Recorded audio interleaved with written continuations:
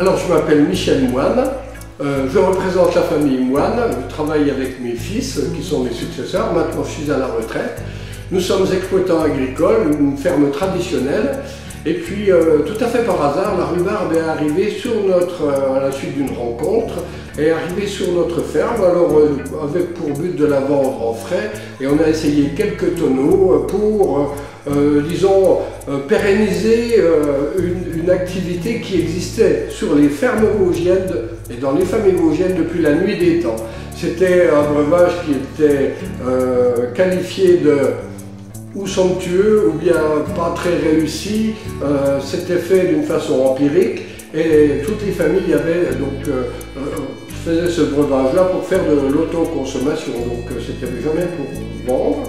Alors nous, la rhubarbe, on l'a cultivée pour essayer d'en vendre en frais, mais surtout d'en faire du vin.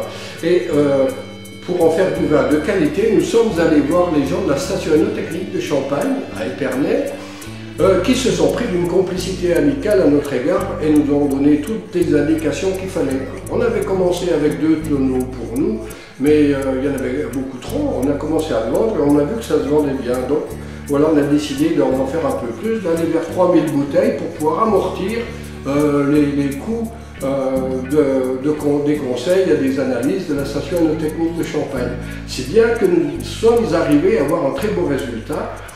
On a fait le Crillon des Vosges, on a fait le Blanc des Vosges. Crillon des Vosges est un vin moelleux, Blanc des Vosges est un vin sec, et puis on a fait 4 pétillants, un brut, un sec, un demi-sec et un moelleux. Et ces vins-là ont été sélectionnés, notamment le Crillon des Vosges, par la région Lorraine, pour représenter la Lorraine à un salon professionnel à Tokyo qui s'appelle Foodex. Et là, on était très heureux et très honorés, mais alors les résultats sont tombés quelques jours après. On a été distingué par le meilleur sommelier du Japon à Tokyo. Et puis quelques jours après, encore un coup de téléphone de Paris, un restaurateur parisien a pris contact avec nous parce qu'il était emballé par notre Crillon des Vosges, qui est vraiment un produit, selon lui, unique et unique au monde. Et donc, avec des très belles références professionnelles, enfin de dégustateurs professionnels. Et donc, il a voulu nous présenter à la Jet Set Society parisienne, parce qu'il était, Monsieur Delauneux était restaurateur de métier, de passion et cinéaste de métier. Ça nous a emmenés tout de suite dans la Jet Set Society parisienne et à une soirée dans son restaurant, il a invité 15 journalistes de la presse gastronomique et quelques acteurs de cinéma, et ça nous a emmenés tout de suite dans les grands palaces parisiens, donc le Crillon pour commencer, parce que c'est le même nom, donc c'est éponyme, et puis le Lido, le Scribe, Lutetia, etc.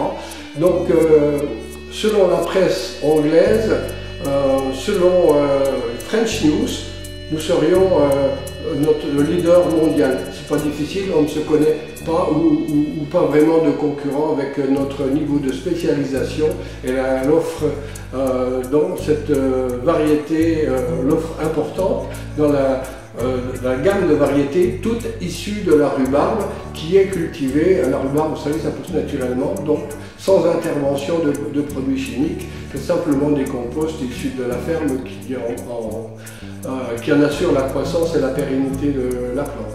Alors maintenant, devant cette présentation de produits vraiment qu'on qualifie d'exceptionnels, on vous souhaite une belle et une très bonne dégustation.